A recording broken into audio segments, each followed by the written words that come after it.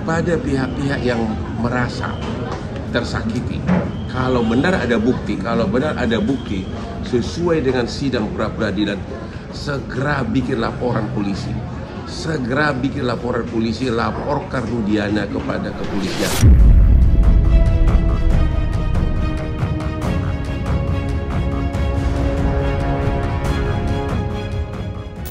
Kuasa hukum Vina sejak dari awal, Hotman Paris tidak pernah bersatu atau saling dukung dengan Rudiana.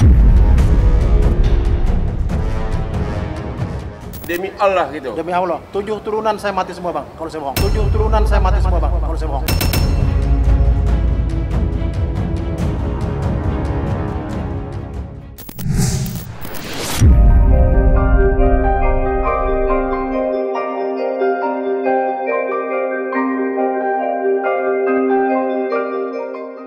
Di media sosial, pengacara kondang Hotman Paris ramai menjadi perbincangan. Hotman yang merupakan kuasa hukum keluarga almarhumah Vina disebut-sebut telah menjalin kontak dan kerjasama dengan Ibtu Rudiana. Dugaan itu muncul usai keduanya bertemu dan melakukan jumpa pers bersama di Keraton Cirebon belum lama ini. Sontak saja pertemuan Hotman dan Ibtu Rudiana mendapat nyinyiran dan sindiran keras dari netizen.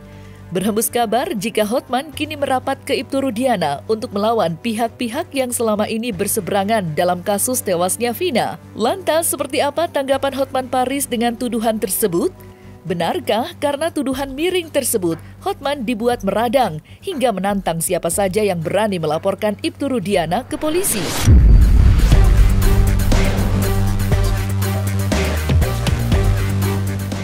Bantahan tim Hotman 911 kuasa hukum Vina. Kuasa hukum Vina tidak pernah bekerja sama dengan Rudiana. Bahkan Hotman juga dari awal menanyakan ada apa dengan Rudiana.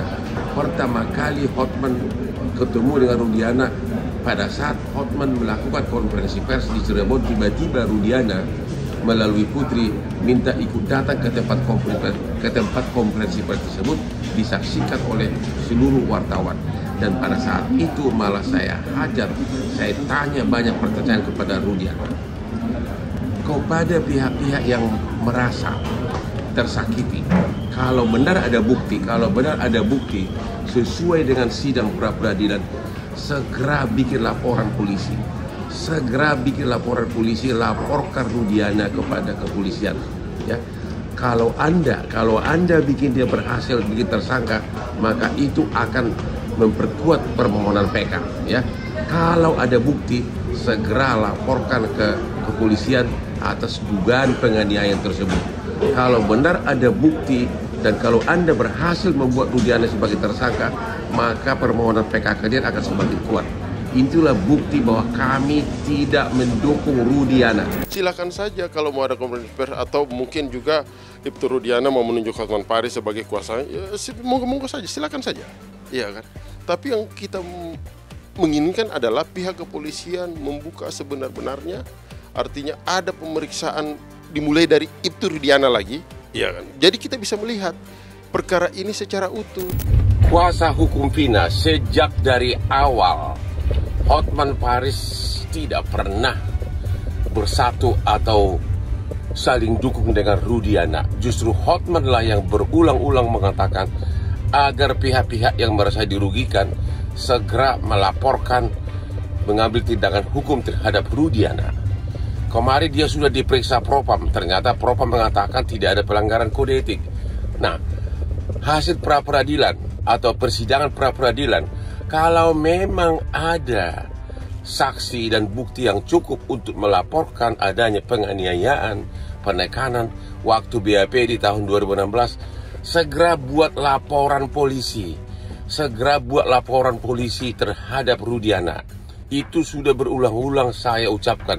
Bahkan Hotman Paris lah yang mengatakan pertama kali agar Bapak Jokowi membentuk tim pencari fakta karena ada keraguan tentang BAP 2016, banyak hal-hal yang menimbulkan kecurigaan. Jadi sekali lagi saya himbau kepada para pihak yang dirugikan, jangan cuma ngeluh di medsos. Buat segera laporan polisi. Buat segera laporan polisi terhadap Rudiana kalau memang Anda dianiaya, ya. Anda dianiaya, ya. Tim kuasa hukum keluarga Vina tidak pernah bersatu dengan Rudiana. Bahkan kita bertanya dia berulang-ulang, bahkan Hotman sudah pernah bilang kepada dia agar dia sumpah pocong, berani nggak, ya.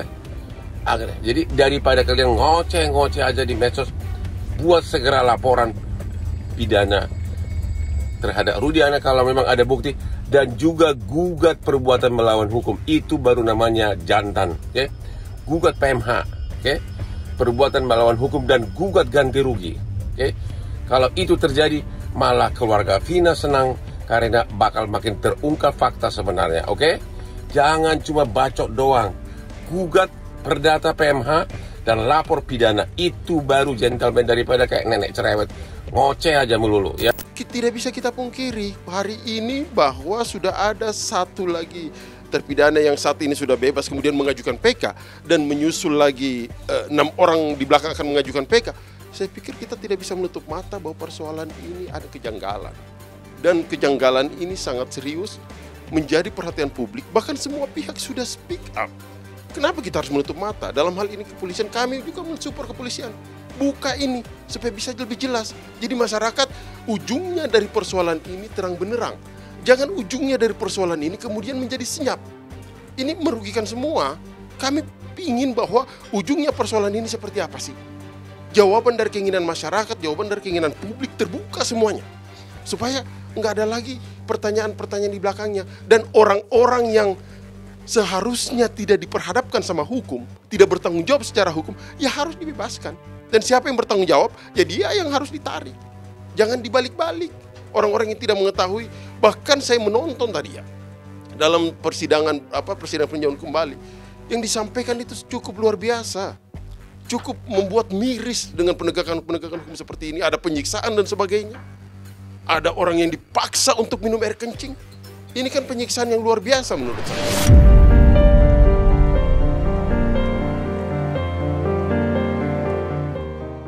Pertemuan Hotman Paris dan Ibtu Rudiana memang berjalan manis. Dalam pertemuan tersebut, kuasa hukum keluarga Vina itu mengkonfrontir langsung Ibtu Rudiana terkait sejumlah hal yang selama ini menjadi pertanyaan di benak publik.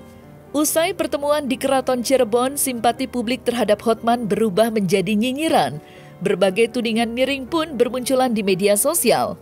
Hotman dituding berada di kubu Ibtu Rudiana di saat upaya hukum luar biasa sedang diperjuangkan Saka Tatal dan 6 terpidana lainnya dalam kasus tewasnya Vina.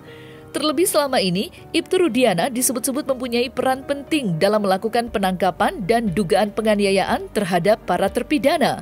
Dugaan bergabungnya Hotman ke pihak Ibtu Rudiana membuat banyak orang kecewa. Lantas, apa yang Hotman Paris dan Ibtu Rudiana bicarakan pada saat pertemuan? Dan dorongan apa yang membuat Ibtu Rudiana akhirnya muncul ke tengah publik setelah sekian lama enggan bicara atas dugaan banyaknya kejanggalan dalam pengusutan kasus tewasnya Vina dan Eki yang sampai saat ini masih menjadi misteri.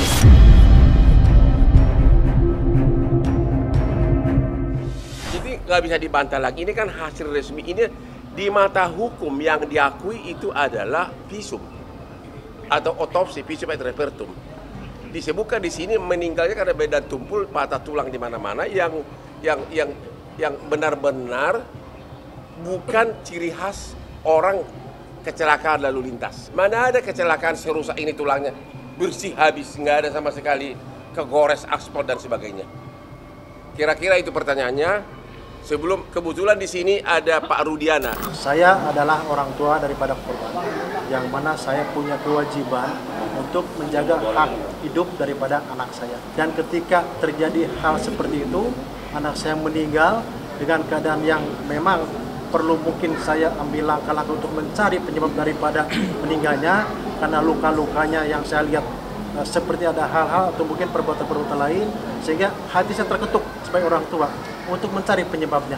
Dan kebetulan ada orang yang melihat dan tanggal 31 Agustus setelah saya datang ke Jalan Perjuangan, di depan SMP 11, bertemu dengan saudara A dan D, dan kemudian dia menyampaikan kalau melihat kejadian tanggal 27, saat itu sebagai orang tua saya punya keinginan untuk lebih mencari tahu.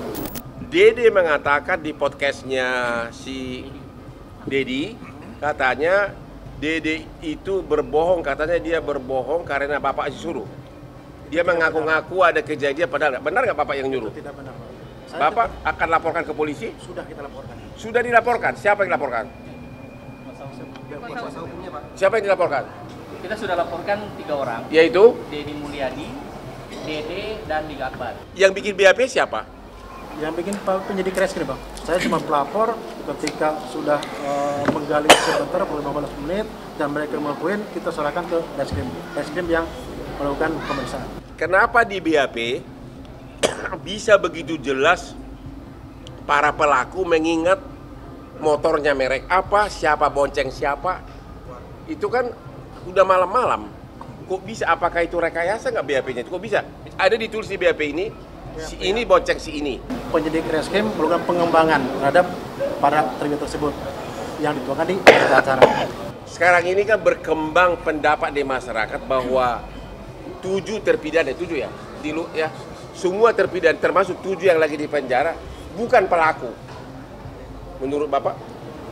Kalau saya mendasari informasi dari saudara D sama A, Bang, Ya. yang mana dia melihat pada saat malam minggu ada upaya penganiayaan dan pengejaran. Yang kemudian ketika dia menyampaikan kalau dia hafal motornya warna hijau, dan saya memperlihatkan motor yang saya foto di Polsek Talun, dan dia menyampaikan betul itu motor yang dilakukan penganiayaan. Kalau dalam keadaan gelap dan ada jarak 100 meter, sebagaimana didengung-dengungkan oleh mantan kabar eskrim, siapa tuh? Susno Aji. Bagaimana mungkin Dede dan Aik bisa melihat bahwa itu adalah si ini, si Peggy gitu loh. Menurut Bapak gimana? Yang pasti yang saya dapat info dari si Aib, kalau dia melihat dan hafal orangnya, Hafal orangnya? betul. Kemudian ketika saya jam 2 dapat jam 14 dapat informasi, saya tukar HP sama Aib, sekitar jam 16 Aib telepon saya. Ya. Pak, orang-orang yang ribut malam minggu sedang berkumpul di depan SMP 11. Iya. Dan datanglah kami ke sana, kemudian dengan baik-baik, Bang, mau ngajak mereka untuk ikut sama kami ke kantor. Setelah di kantor, 15 menit kemudian mereka mengakui kalau mereka yang melakukannya. Sehingga dasar tersebut yang dijadikan dasar kami untuk menyerahkan ke SPK. Bagaimana orang baru ditanya langsung mengaku? Tentunya ada upaya-upaya kami untuk Apa benar disiksa, Pak? tidak ada, Pak.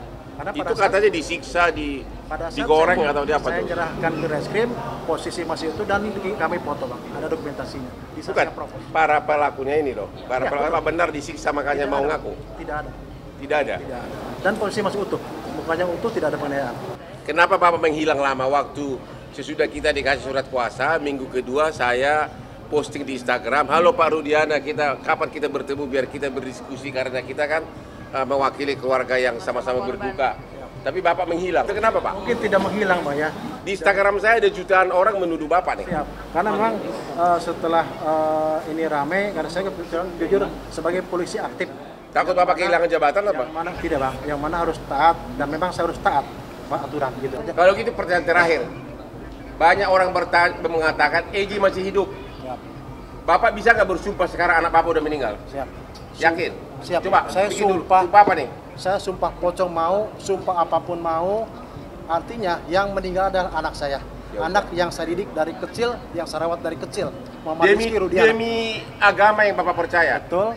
Demi Allah gitu? Demi Allah, 7 turunan saya mati semua, Bang, kalau saya bohong. 7 turunan saya mati semua, Bang, kalau saya bohong. 7 turunan saya mati semua, Bang, kalau saya bohong.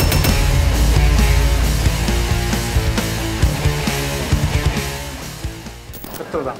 Dengan saya sudah mengamankan yang 8 dan kemudian 7 dari terpidana, satu ternyata kata penyidik tidak cukup untuk dipulangkan. Akhirnya setelah itu saya serah penyidik semua. Menanggapi hal ini sebetulnya nggak ada yang istimewa ya, karena memang kita kalau berdasarkan scientific crime investigation, utamanya yang kita cermati adalah seluruh bukti saintifiknya. Jadi bukan kesaksiannya dulu, kesaksiannya kita singkirkan dulu.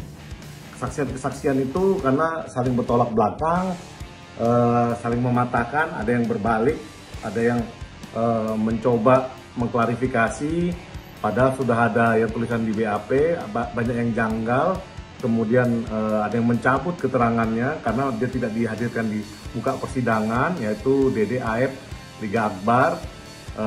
Makanya carut marut ini sebetulnya nggak bisa dibantah ya, bahwa memang kejanggalan itu faktual.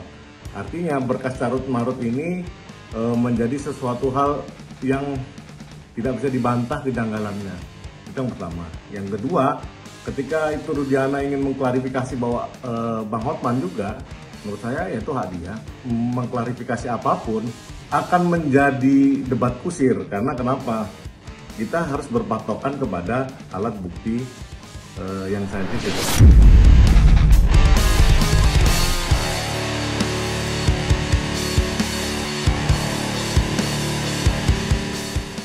Di sisi lain, kuasa hukum para terpidana akhirnya melaporkan Ibtu Rudiana ke Bareskrim Polri dengan dugaan penganiayaan dan laporan palsu terhadap ketujuh terpidana yang dilakukannya pada tahun 2016 silam.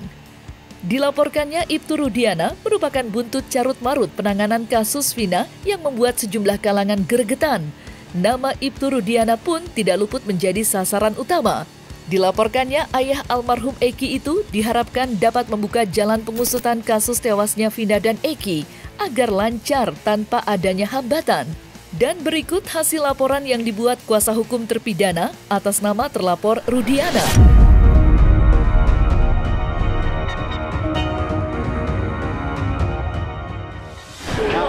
Ancamannya berapa tahun, Pak? Kita sebagai warga sudah menyampaikan laporan terhadap Pak Rudiana, bukan Ibtu Rudiana. Saya katakan sekali lagi, laporannya adalah laporan terhadap Rudiana, bukan Ibtu Rudiana. Kenapa laporannya terhadap Rudiana? Karena yang dilaporkan Pak Rudiana sebagai sipil yang memberikan laporan, ya kan? Sebagai warga sipil dia memberikan laporan, kemudian ditangani oleh Ibtu Rudiana sebagai polisi. Membuat laporan terhadap Rudiana sudah selesai dan ini laporannya, bukti tanda terima laporannya ya sudah diterima. Jadi atas selesainya pelaporan ini kita harapkan pihak kepolisian ya dalam hal ini untuk segera melakukan penyelidikan ya kan terhadap laporan yang kami berikan beserta dengan semua bukti yang kami sampaikan. Dalam hal ini rekan-rekan sekalian, seperti press conference yang tadi kami sampaikan bahwa kami selaku kuasa hukum dari terpidana Hadi ya yang melaporkan dari 6 terpidana yang lain ya. Hari ini hanya terpidana Hadi yang melaporkan kepada Rudiana kan gitu kan atas perbuatan yang kami laporkan ya. Peristiwanya nanti mungkin penyidik yang akan sampaikan, kami sudah sampaikan semua. Dugaannya terhadap adalah memberikan keterangan tidak benar, palsu ya, dan juga penganiayaan, kemudian memberikan surat palsu dan lainnya. Jadi itu kira-kira begitulah kita ini. Oh ya, mereka membuat surat pernyataan di atas tulisan tangan bahwa mereka dianiaya dan makanya memberikan kuasa oleh karena mereka ada di dalam lapas kan, sehingga tidak bisa datang. Maka kami sebagai kuasa hukum kami melaporkan. Macam-macam ya bentuk penganiayaan yang dialami oleh klien kami, dari mulai injak-injak, kemudian pukulan, kemudian gembok kepala, dikenakan kepala sampai pecah kepalanya. Pasalnya yang kami laporkan ada 422 ya, pasal 351, pasal 333, 335, 242 ya, antaranya itu. Nanti kita biar penyidik lah yang menentukan ya. hari ini Bareskrim Mabes Polri menjawab keraguan publik. Apakah Pak Rudiana bisa dilaporkan? Apakah pelaporannya akan diterima? Apakah akan diproses? Dan ternyata Bareskrim Mabes Polri menerima dan akan memproses. Untuk itu saya mengucapkan terima kasih pada Pak Kapolri. Jadi kunci daripada semuanya ini itu ada di Pak Rudiana. Kalau Pak Rudiana itu bisa buka mulut dan berbicara jujur, maka saya yakin selain Indonesia ini jadi aman, damai, dan tentram, masyarakat nggak dibikin bingung, juga anaknya di surga juga tersenyum. Kami ini ikut prihatin, turut berduka cita atas meninggalnya anaknya dari Pak Rudiana ini. Kami sepakat sekali dengan polisi bahwa pelaku kejahatan harus dipidanakan, harus ditindak secara hukum yang berlaku di Indonesia. Ya, kalau dia dedernya, kalau memang pembunuhan berencana, apalagi otak pelaku, ya ancamannya itu kan hukuman mati dan seumur hidup. Kami sepakat, tetapi janganlah sampai orang lain yang dijadikan tumbal. Ini menurut kami ini error in persona. Jadi 2 DPO ini bukan fiktif, ya kan dibilang fiktif. Saya juga bisa menduga juga begitu juga. Tetapi fiktif yang kalau bilang ini fiktif berarti berkas perkara kemarin itu, persidangan kemarin itu fiktif semua. Kan begitu. Nah, yang 2 DPO ini termasuk saya menduga, ini dugaan saya, ini yang bisa menjawab semuanya ini adalah Ibtu Rudiana. Rumor ini kan belum bisa dijadikan pegangan kita untuk melakukan langkah-langkah hukum. Tapi dalam konteks Ibtu Rudiana, walaupun rumor juga, beliau sudah dilaporkan ke Propam beberapa waktu yang lalu. Apa yang dilaporkan yaitu tindakan-tindakan beliau yang diduga mempengaruhi jalannya penyidikan pada waktu itu. Tapi kemudian hasil dari Propam kan menyatakan sudah clear, tidak melanggar kode etik, berarti tidak ada kelakuan-kelakuan atau perilaku-perilaku yang dilanggar oleh Ibtu Rudiana. Nah, kembali lagi ke masalah rumor. Rumor ini adalah rumor. Sepanjang adalah rumor, tidak bisa dijadikan pegangan secara hukum. Jadi, ya apa yang mau kita kerjakan buat Ibtu Rudiana, apa yang mau kita persalahkan. Nah, kalau kita mau persalahkan beliau, tentunya harus ada bukti-bukti sama saksi-saksi. Nah, kita kan negara hukum. Bukti sama saksi penting untuk menyatakan perilaku beliau melanggar hukum apa tidak. Nah, sampai sekarang kita nggak dapat tuh melihat ada bukti-bukti yang otentik yang membuktikan bahwasanya Ibtu Rudiana lah yang mengendalikan ini. Atau saksi-saksi, satu saksi pun nggak ada yang menyatakan Ibtu Rudiana yang mengendalikan perkara ini di 8 tahun yang lalu. Polri menindaklanjuti beberapa waktu yang lalu ada laporan di Bareskrim terkait dengan proses perjalanan yang di Jawa Barat, dan saat ini pendalaman sedang kita lakukan. Propam kita turunkan, Irwasum kita turunkan untuk melakukan pendalaman terkait dengan peristiwa yang ada. Walaupun sudah terjadi 8 tahun yang lalu ya, di 2016, namun tentunya kami memiliki kewajiban untuk melakukan pendalaman, sehingga kemudian pada saatnya setelah semuanya lengkap kita akan sampaikan kepada masyarakat secara transparan tentang fakta-fakta yang kita temukan.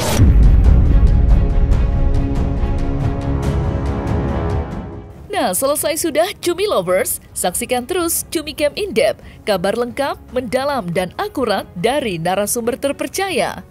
Dan jangan lupa untuk like, subscribe, dan juga share channel YouTube Cumi Cumi.